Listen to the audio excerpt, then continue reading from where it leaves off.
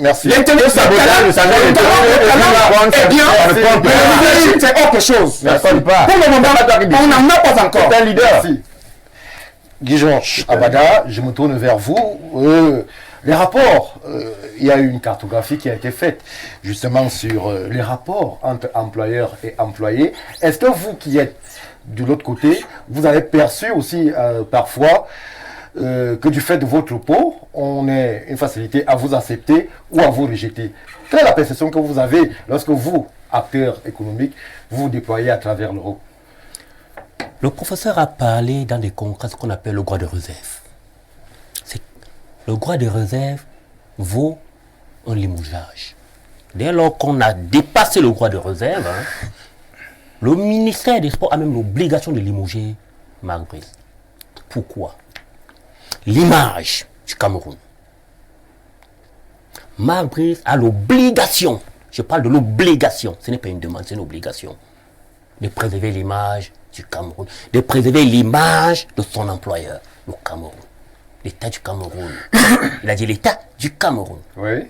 Donc, salir l'image de ton employeur a l'obligation de te limoger. Jusqu'ici, on ne sait pas à quel niveau il a sali l'image. Ok. Jusqu'ici, on ne sait pas à quel niveau. Oui, il salit l'image de l'État. Parler dans un média étranger, parler de ton emploi dans un média étranger, c'est dire d'abord et parler comment. Et parler comment. Tu peux partir, hein. Comment il a parlé? Comme tu as dit. Ça me fait mal, très mal même, quand je vois cette jeunesse-là que nous avions se comporter comme ça. Et comment? Quel rapport? Vous faites une fixation sur la jeunesse sur ce plateau? Je fais une fixation sur la jeunesse. Pourquoi? Sur Marc Brice. Pourquoi?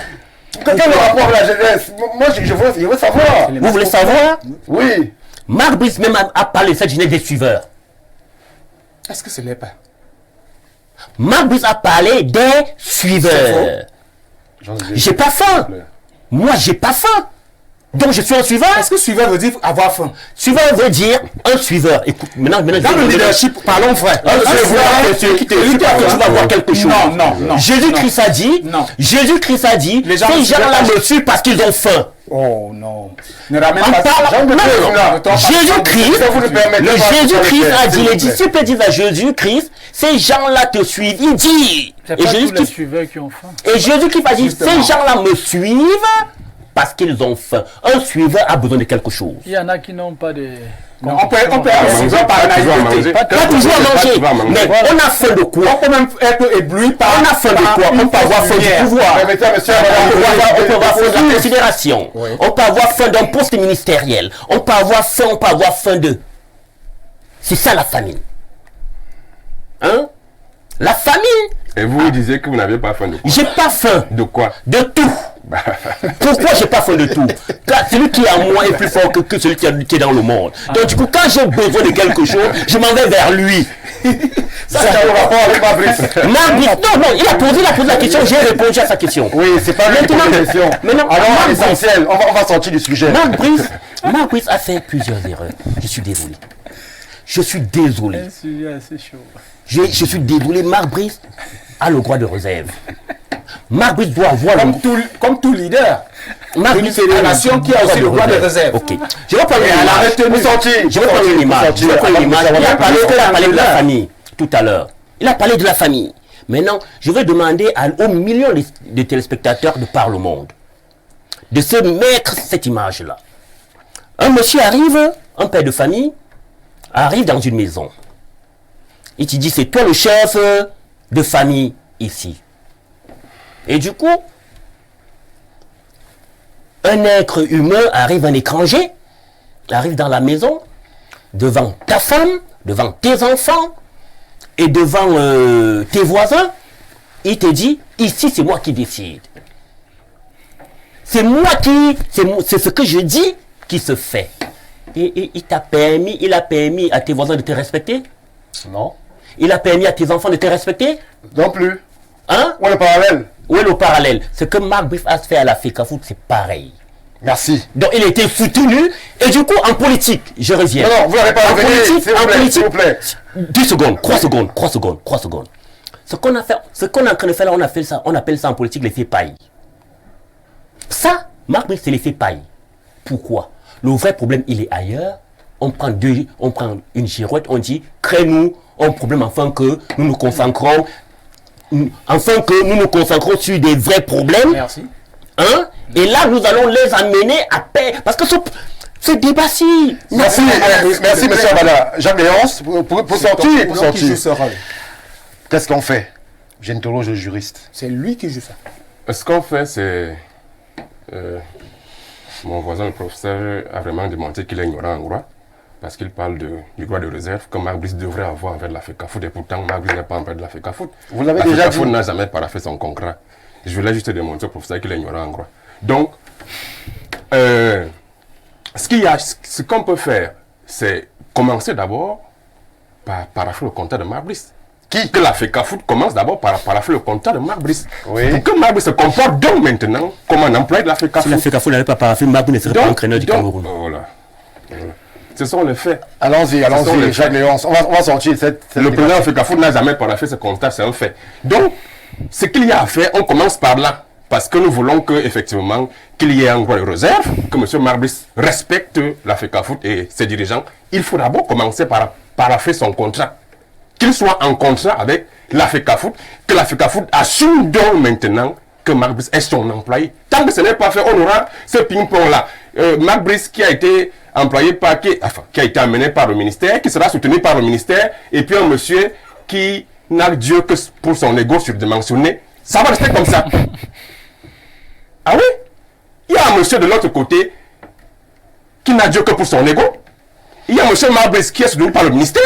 Il y a le ministère aussi qui est. Et ça crée donc ce ping-pong-là. Nous serons tout le temps. On est parti pour un grand film. Un grand film. Et j'ai aimé la chute de mon voisin. Parce qu'en réalité, le professeur disait, il me traitait de jeune du RDPC, il ne connaît pas mes interventions, il faut lui dire, Stéphane. Donc pour dire que, voilà, un faux problème concret.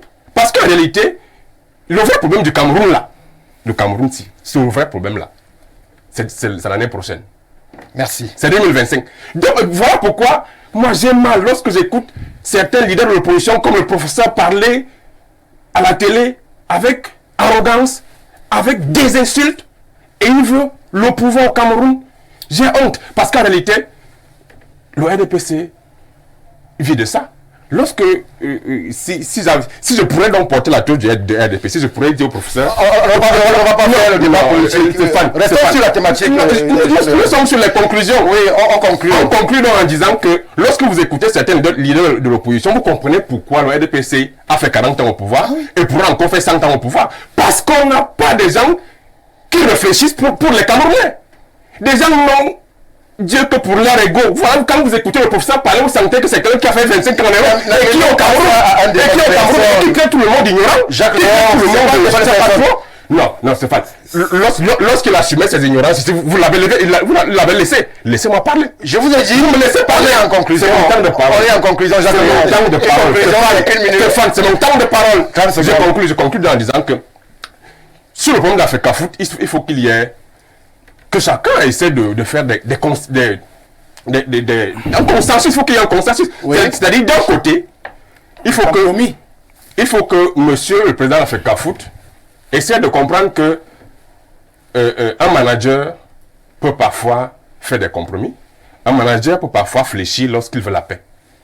Parce que manager, c'est tout autre chose. Ce n'est pas la légende. Et vous conseillez quoi? J'en viens. Allons-y rapidement, on va sortir. Ce n'est pas la légende du football qui doit manager. Mais c'est un manager. Oui. Un manager se débarrasse de sa casquette de légende. Il devient un manager. Lorsqu'on veut manager des hommes, il y a des compromis à faire. On baisse un peu. Donc, de l'autre côté, il faut aussi que le ministère fasse preuve de grandeur. C'est-à-dire qu'il se mette au niveau du professeur agrégé qu'il est et qu'il comprenne que pour la paix, pour trouver une solution. Parce qu'en réalité, tout ce qu'il reste au Cameroun, c'est les longs indomptables. C'est là où vous sentez encore que il y a ce qu'on appelle union. Parce que lorsque les Lions jouent et que Aboubakar Mar ne cherche pas à savoir de quel village il est, tout le monde célèbre le but. Donc, les Lions indomptables, c'est un emblème, pas les personnes. C'est un emblème. L'emblème Lion indomptable, c'est un emblème qu'il faut protéger, pas les personnes. Pas les personnes. Merci. Merci, Jean-Léonce. Donc, des compromis doivent venir des deux côtés pour que nous trouvions la paix et que nous cessions de parler d'une diversion en réalité parce que c'est une diversion. Le Cameroun a beaucoup de problèmes.